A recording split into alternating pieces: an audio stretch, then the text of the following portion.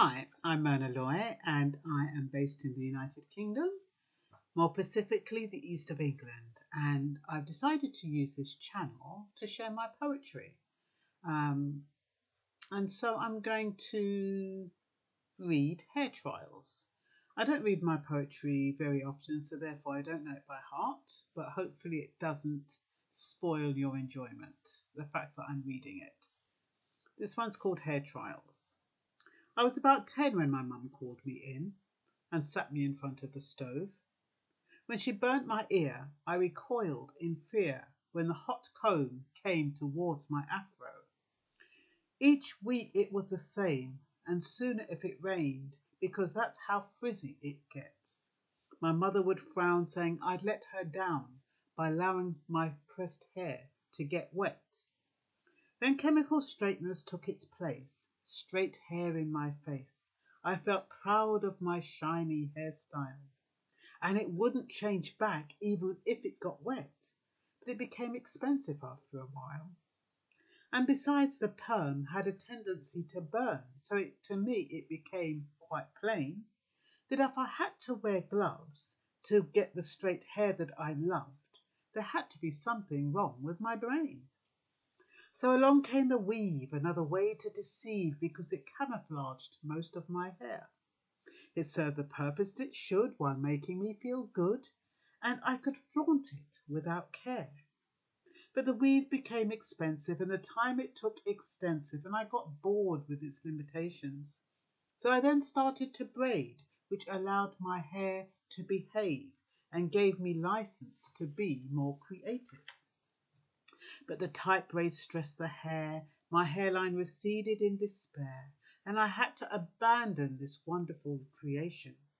So wigs came into play, which allowed me to display myself in different dimensions. But then wigs were temporary, and they dulled and they were no longer bouncy. Sometimes I felt like a fraud. If I put on a short wig one day and a long one another, the response I would get is, "Good Lord." Apart from the grooming process and hairstyles complementing the way one is dressed, there isn't much else to compare. So why would we want to finance hair products that continue to give us the Eurocentric version of hair? I'm not brainwashed just because I don't want to grow locks, so what other options are there for me? So rather than distress, I cut off my tress so that my hair and my mind is free.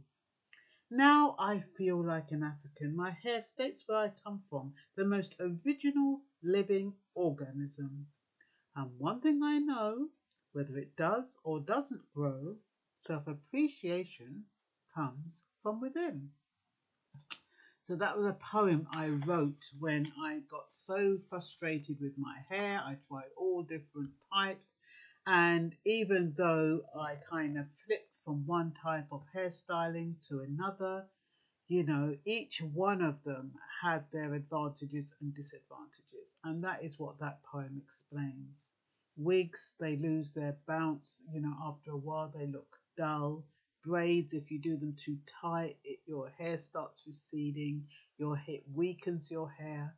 Pressing also weakens your hair. The hot comb and the heat damages the hair follicles, and so it makes the hair break.